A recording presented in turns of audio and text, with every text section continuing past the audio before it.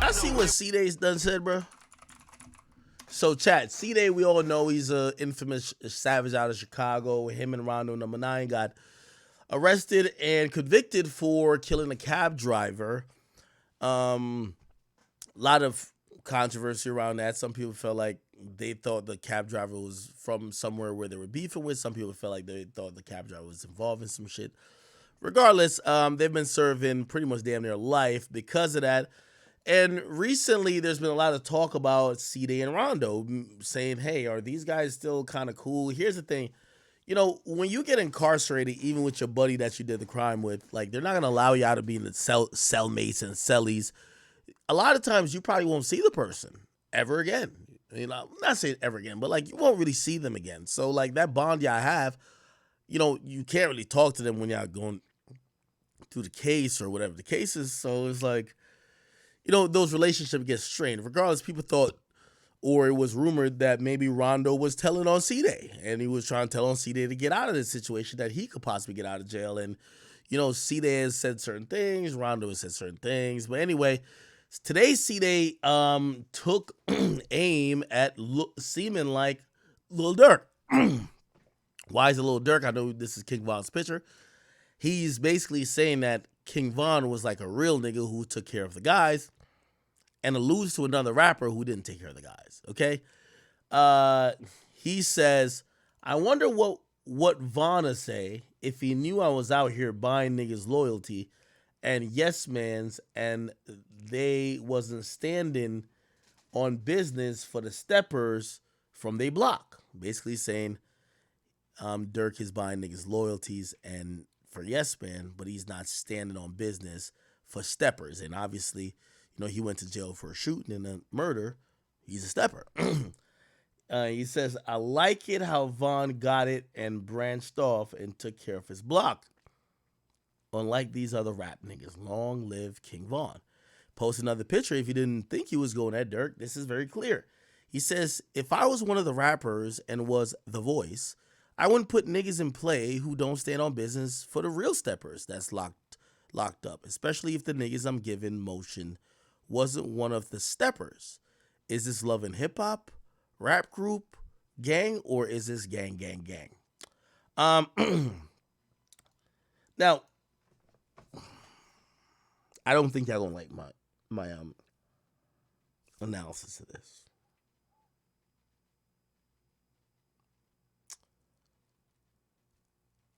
I don't know what's going on with these guys, but I do agree with Ceday. I'm sorry to say. And Dirk's my guy, and I've interviewed Dirk. You know this, and I have a good relationship with Dirk. But I'm going to be honest with you. If you are a rapper who raps about violence or who comes from a hood and niggas have done shit maybe in your honor, or you've taken what they've done and you've used it to build your reputation, you owe those people. I'm sorry to tell you. You do owe those people. Right? Like, just like when I interviewed the guys for Dream Chasers, and they were like, yo, nigga, I took charges. I took gun charges for the brand of the Chasers. Or I was bringing around a gun and this and third. I do kind of feel like you owe those people. You get what I'm saying? And I don't know what the full situation is, because maybe there's a conversation had there, or maybe this guy feels he's owed more. And I think it's just hypocritical if you support the artists growing up and not realizing how they got the reputation. And it's easy to say, it's easy when Meek Mill now is saying he's hanging out with the governor, when 15 years ago, the governor wouldn't look your way and all you had was street niggas running behind you. It's easy to say Dirk is healed now and whatever, but when you was locked in this shit and your reputation was helping motion go along, it was these niggas who and their reputations that was helping you along. So I just can't agree with the, okay, I've gotten to where I've gotten to, so fuck y'all. And I'm saying that because I'm not a street nigga. Let me tell you what I've learned about the streets. Even like, I think even Wack even acknowledges this. The streets is a lot of manipulation. The streets will get you to throw away your life because you think you step and stand on business, riding for a cause, riding for a gang, riding for somebody, spinning the block. But you just risked your life, and that person at some point could be like, yo, I'm not in that life no more. I'm good. Oh, I'm outside of it. So I completely get it. Now, as I said, the streets is about manipulation. And it's so sad when I see these guys at this point. They're like, damn, I thought it was all about gang, gang, and you're going to fuck with me forever and you're going to hold me down. What happened to that? Those people are stupid. The streets and street codes exist to manipulate people. I thoroughly believe that no snitching is a thing used by other people who are more powerful in a gang or organization that's criminal that will allow the lower level members to take charges for them because they can never ever get convicted unless people tell on them because they don't touch no drugs, they don't shoot nobody. They give instructions. They tell people what they would like be done. So really, if you manipulate people to say telling is bad, snitching is bad on the gang, you protect yourself. So I definitely believe that the street codes is really manipulative. It's sad when I look at people like Ceday and others who believe that what they did or how they went out meant that they were going to get some type of reciprocity like treatment. Nah, bro. Nah. Ceday, you picked up that gun. You went Rondo number 9. Y'all shot that cab driver. He's the one who died. Y'all gonna have to pay that price for the rest of your life. Should Dirk always hold y'all down? Because what y'all did may have contributed towards his rep, his status, this and third. Yeah. Does he owe y'all that? Nah. Y'all are just pawns in the game of the street game. The street game is just not the truth. All y'all street niggas claim y'all about morals and codes, at least when it comes to street life, but let a nigga get locked up. You start fucking his bitch. You trying to get at his mama. You trying to do all the unethical things. So again, unfortunately, while I do agree with Ceday, like niggas should hold him down, of course. Now, granted, by the way, there's other elements to this, right? Because I hear there's telling, there's a lot of other stuff that involved here. So I agree that he should have some support forever. But streets is manipulation. If you could go send off 5 dumb niggas to go do what you wouldn't want to do because you don't want to go to jail, and they go to jail, this is how it usually goes. You send money to his mama, his family, put money in his books for the first 3 to 4 years, but he's gonna be locked up for 40. After a while, you tell him you either ain't got it, or after a while you just start cutting them off. What they gonna do? They can't go back on their promise, but you can.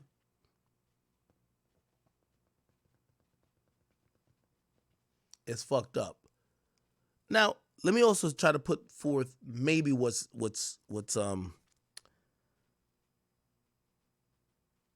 the side of Dirk. I didn't send you to go do that drill. I didn't send you to go kill that guy. Why I gotta pay the tab for it? I agree. Even though a lot of these drill rappers claim they were kids when some of this shit happened, y'all were making decisions. So why do Dirk gotta be accountable for it?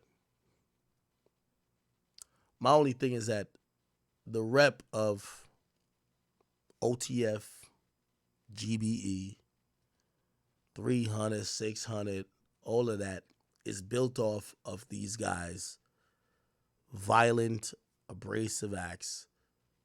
And that's why I feel that way. So, it's fucked up. But it should be a cautionary tale. If you a street nigga right now and you willing to throw away your life Because you think a nigga gonna hold you down, man? You need any more proof? You need any more proof?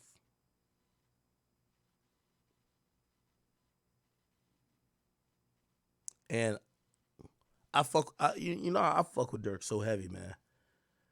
So I'm not even gonna sit here and be like, oh, Dirk is wrong for this, because this is probably really complicated. Because think about this, chat. How much you owe somebody? Yeah. I'm making this up, chat. Let's say these niggas used to tote a pipe, maybe shot at a couple niggas on behalf of Dirk or for the cause that Dirk is rapping about. But maybe Dirk's like, yo, yeah, but that random nigga y'all killed, that had nothing to do with me. But they're like, bro, we used to step for you. You one of those reasons.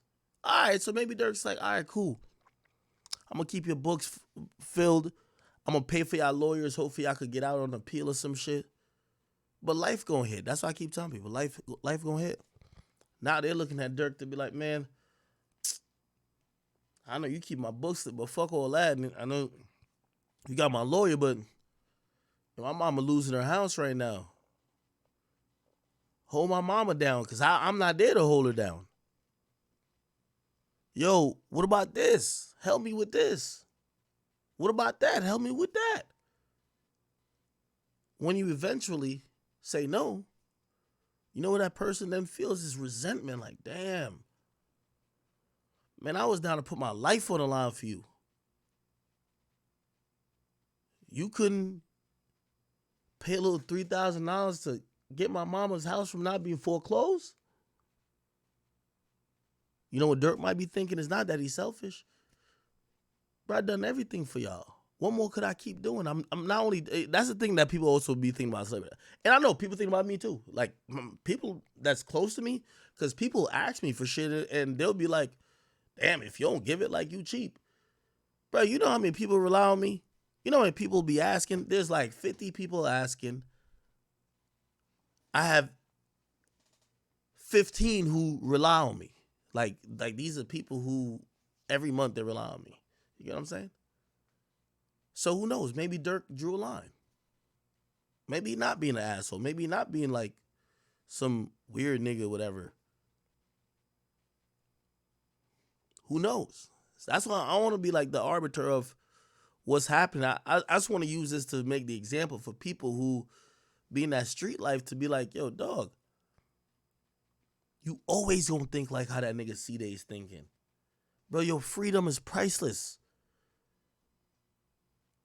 That freedom is priceless. And all y'all niggas dick sucking Vaughn, we love Vaughn. But who knew if Vaughn would have still paid niggas commissary, your mama's car note, her rent 18 years into the future? Yeah, he just got a deal. Yeah, he dropped money off in the hood. Yo, Ceday been locked up for over 10 years now, right? Rondo number 9 is like 10 years now. It's not about in the moment. What you gonna do 10, 20 years from now, man? That's the point. That's the point. So, I read that, man.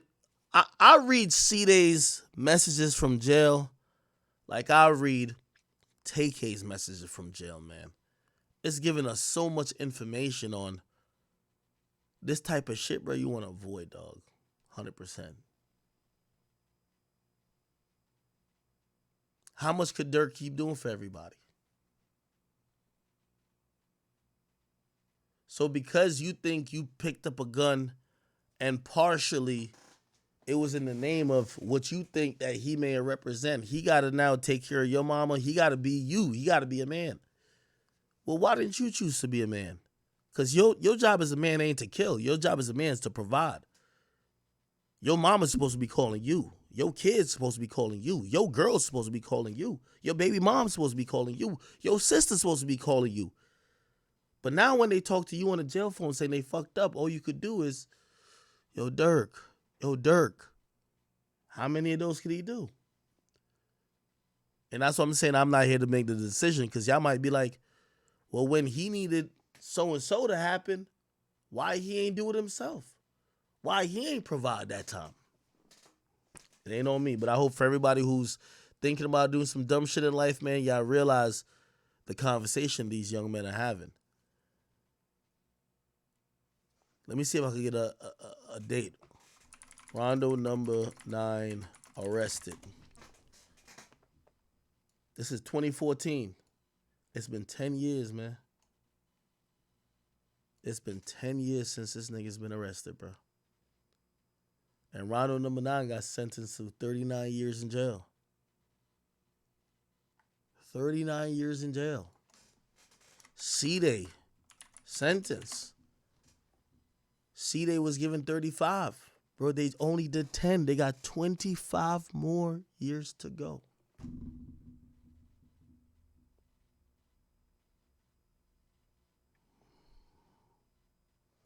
It's not even a joking matter, people. Just be smart. Be smart, man. I don't even like talking about the war in Chirac sometimes, man. And I know it's definitely part of my history in terms of like my coverage and shit.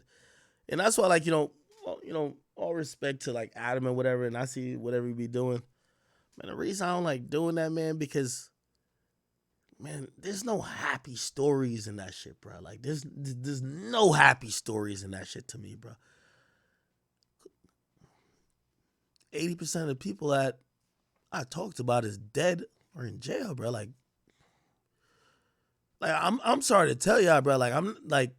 I can't consider the war in Chirac like a happy story just because I could talk about J Main. No disrespect to J Main, but I can't. That's not no happy story. The majority of guys I talk about all the time, they're dead or they're not. They're in jail. You get left with like a bad taste in your mouth, no diddy, and just it's one of those things. That's why I be looking at, and I don't know if like I don't know Jumper be covering a lot of Chicago shit now, and they be trying to go back to that era. I don't know if that's how they view it, but that's how I view it. This is why it's like, I try not to dig back up into that rabbit hole, bro, because, bro, like it was just, that was like such an interesting and like heavy part of my life where it's like I was just reporting on death after death. And even now it's just like, bruh, like I can't even get amused by most of these stories no more because I cover them shits and it was all about people who died. Like death. I don't know, bro. I did see some